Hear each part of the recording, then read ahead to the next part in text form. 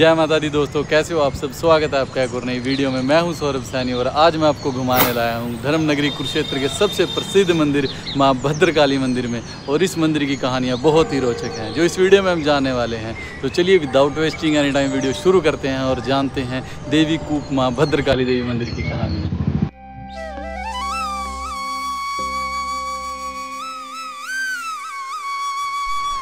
दोस्तों, देवी कूप भद्रकाली मंदिर Kurukshetra railway station से लगभग 3 किलोमीटर दूर NH 44 के पास स्थित है।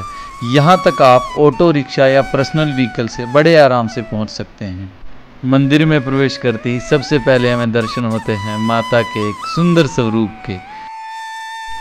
हर शक्ति की शुरुआत शिव से होती है और यही मंदिर परिसर में एक प्राचीन शिवालय है जहाँ पर विराजमान है भोलेनाथ। तो चलिए पहले महादेव के दर्शन करते हैं और फिर मैं आपको बताता हूँ माँ कालका माँ के इस मंदिर की कहानी। दोस्तों, पुरानी कथाओं के अनुसार राजा दक्ष जो माता सती के पिता थे, उन्होंने एक बार यज्ञ का आयोजन किया जिसमें उन्होंने अपने दामाद भगवान शिव और पुत्री सती को आमंत्रित नहीं किया। माता सती को जब इस बारे पता चला, उन्होंने भगवान शिव से उस यज्ञ में शामिल होने के लिए आग्रह किया, परंतु भगवान शिव ने बिना आमंत्रण वहां जाने से इनकार कर दिया। तो मां सती बिना निमंत्रण के ही यज्ञ में भाग लेने चली गई। वहां जाकर उन्होंने देखा कि सभी देवी देवताओं के लिए स्थान है, पर वहां महादेव के लिए कोई स्थान की अवस्था नहीं थी। और उनके पिता राजा दक्ष ने भी महादेव शिव का अपमान किया। माँ सती इस अपमान को सह नहीं पाई और इसे व्यथित होकर यज्ञशाला की अग्नि में कूदकर आत्मदाह कर लिया। और उसी क्षण पूरा ब्रह्मांड का संतुलन हिल गया। महादेव की समाधि टूट गई। महादेव शिव व्यथित होकर माँ सती को बाहों में उठाकर ब्रह्मांड में विचरने लगे, जिसे देखकर सब देवता चिंतित हो उठे।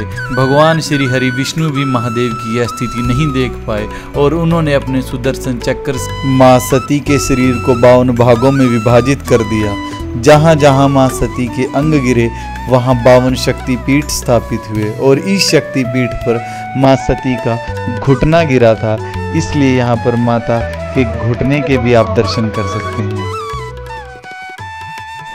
महादेव के दर्शन करने के बाद अब हम आगे बढ़ते हैं और दर्शन करते हैं माँ के एक और स्वरूप के, जहाँ माँ एक गुफा में विराजमान है। गुफा में प्रवेश करते समय अपने सिर का बहुत ध्यान रखना है, क्योंकि गुफा का मुख्य द्वार काफ़ी छोटा है जिसमें झुककर प्रवेश करना है।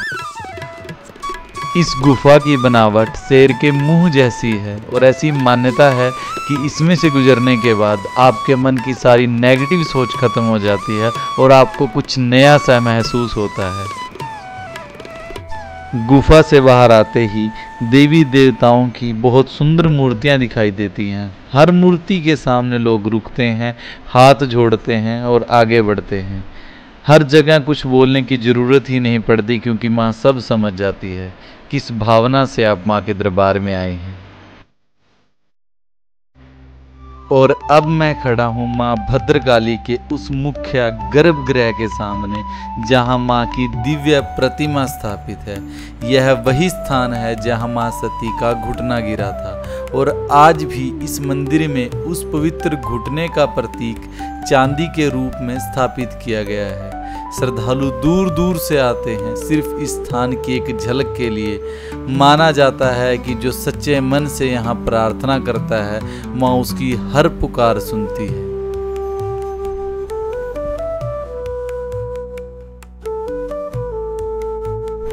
क्या आपने कभी सुना है कि एक मंदिर जहाँ पर माता को घोड़े भेंट किए जाते हैं?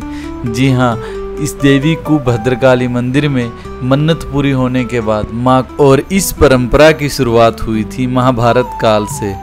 कहा जाता है कि महाभारत युद्ध से पहले पांडवों ने भगवान श्री कृष्ण जी के साथ मिलकर इस मंदिर में आए थे और माँ देवी भद्रकाली की पूजा की थी और अपनी विजय की प्रार्थना की थी। युद्ध में विजय प्राप्त करने के बाद उन्होंने अपनी प्रतिज्ञा के अनुसार देवी को अपने रथों के घोड़ों की भेंट चढ़ाई थी। तब से यह परंपरा बन गई कि भक्तजन अपनी मनोकामना पूरी होने पर देवी को मिट्टी, चांदी तथा अन्य धातुओं से बने घोड़े अर्पित करते हैं।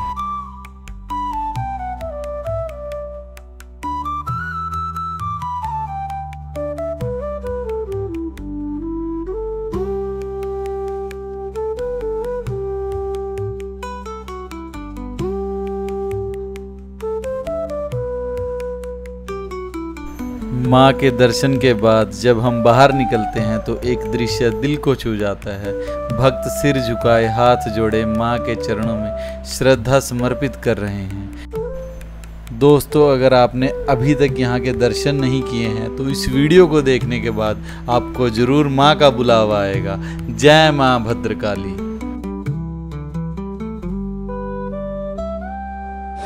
तो दोस्तों, कैसी लगी आपको ये वीडियो अच्छी लगी तो वीडियो को लाइक कर देना, और अगर आपने अभी तक चैनल को सब्सक्राइब नहीं किया है तो प्लीज़ चैनल को सब्सक्राइब कीजिए। जल्दी मिलते हैं किसी नई वीडियो में, और कमेंट बॉक्स में जय माता दी जरूर लिखिए। जय माता दी।